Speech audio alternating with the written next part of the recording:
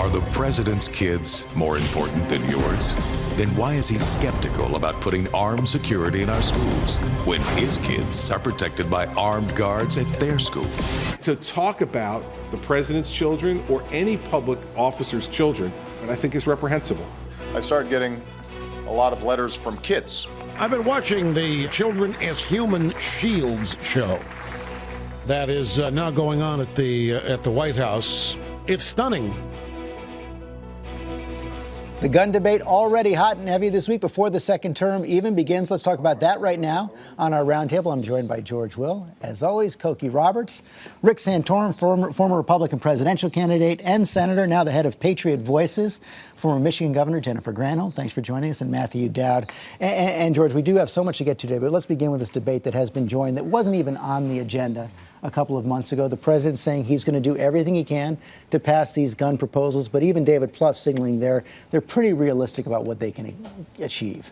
Well, are they? A durable myth of the Obama presidency, to which Mr. Obama subscribes, is that he's tremendously persuasive. I don't think his advocacy of Obamacare and the health care bill supports that. But it did pass. It did pass with chicanery and reconciliation and lots of other things, but he did not move the country, which is what he's trying to do with the NRA. Obama's approval rating at this point is 52%. The NRA's approval rating is 54%. Since Republicans in Congress is 17%. Since gun control came back to the top of the agenda, the NRA has acquired 250,000 new members. So we're going to find out. You saw by putting up the statements from some of the Democratic senators that there's a resistance in the Democratic caucus because they have 6 seats up next time. In states, all of those senators I showed. In states where Mr. Obama got less than 42% of the votes, the Republicans need to control the Senate 6 seats. So how hard does he push this, Cokie? I think he pushes parts of it. The assault weapons ban is obviously a huge problem, and that's what most people are pushing back against. Although it is interesting, with the increased number of women in Congress, that it might have a better shot. In 1994, 29% of Republican men voted for the assault weapons ban and almost 70% of Republican women. So you could see a difference because of that. But I think that background checks, waiting period, the biggest gun violence is suicide. And to put in a waiting period could help with suicide. Rick, how do you I think you could start to see some movement on those aspects. How do you think Republicans should play this? Oh, I think we should stick to our guns. And, George reminded me of something I said to him back in '94 when I ran for the Senate in Pennsylvania. He said, how am I going to win? And I said, guns. And I think it's even more important issue for people today, given the increasing level of violence in our society. People feel unsafe. And having a gun and gun ownership is part of how people can feel safer. And when you look at in my opinion, the disingenuousness of the administration, they met with the NRA, as you know, Joe Biden did, and the NRA brought up the fact that prosecutions for gun crimes and prosecutions for people who fill out who lie on their registration forms or gun forms are down under this administration. The vice president responded, we don't have time to devote to seeing whether people fill out a form right. Well, wait a minute. They're asking for more forms, and they're saying they don't have the time to fill out, to check what it is. Are they serious about this, or is this just about politics?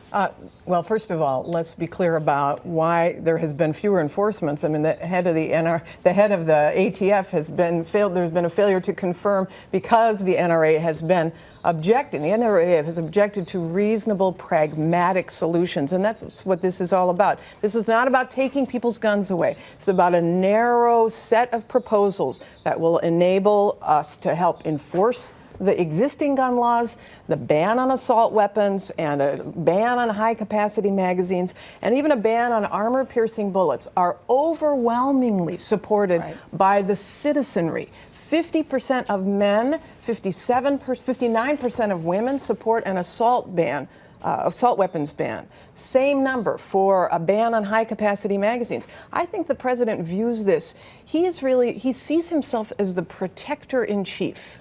And that's true on foreign policy, and it's true on domestic policy. And he clearly does seem to have been personally affected deeply, Matthew Dowd, by the Newtown tragedy. But how much, if you were advising him right now, how much should he invest in this at the beginning of what is a packed second term? Well, he's definitely was affected by it, as every American was affected by what happened in that awful situation. I mean, President could have done a lot of this in the last 4 years, which he chose not to do. He could have done a bunch of things on executive orders and executive decisions that he chose not to because he understood the political problem with this. To me, this whole issue, and here, I live in Austin, Texas, and Texas is a place where people love their guns. I have own 5 guns. Most people know something has to be done. Most people know there has to be something done. How far it is extended is a question of debate. Something will get passed. One of the things that's happening, George, before that, my fear is the real thing that won't get done is what the real issue on this is, which is mental health. It's going to get done. And that is huge. It's huge. I mean, the way we treat mental health in this country is in jail. That's it. We have no mental health treatment, and it is shocking. And it was, liberal good intentions of deinstitutionalization, sending people out into a community where there was nobody to take care of. Now, the president has decided, George, that he's going to invest. He's called for investing up to $100 million in this Project Aware. He's going to want to help teachers, school officials identify people who might have mental health problems and be prepared to turn them in. The last bill Jack Kennedy signed before flying to Dallas, where he was murdered, was the deinstitutionalization bill that closed a lot of asylums and sent people into the society where we did not provide the community health centers. Second point, the vast majority of people involved in gun violence are clinically sane. Third point, defining an assault weapon is hard enough. Try and define mental health, and try and do so with respecting the privacy concerns with doctor and patient relationships. Rick referred to the feeling of increased violence in the country. It's not true, though. People may feel that way, but there's been a stunning drop in gun violence and murders, cut it in half, really, in 20 years. Except for the suicides. And we had more troops commit suicide in Afghanistan last year than were killed in combat. That happened with guns. And the other thing is there's been an increase in these mass shootings, all of which are related to a combination of a gun, a high-velocity gun with large magazines, and somebody that was mentally ill. And part of the system, which I give the president credit for, is that there wasn't even an ability of people in hospitals and in people in institutions to ask somebody that came in ill health, mentally ill, and ask them if there was guns in their home. They even asked that question. Because the NRA kept that out of those questions. The shooter in Aurora, Colorado had passed 2 background checks. The shooter at Virginia Tech had passed 2 background checks.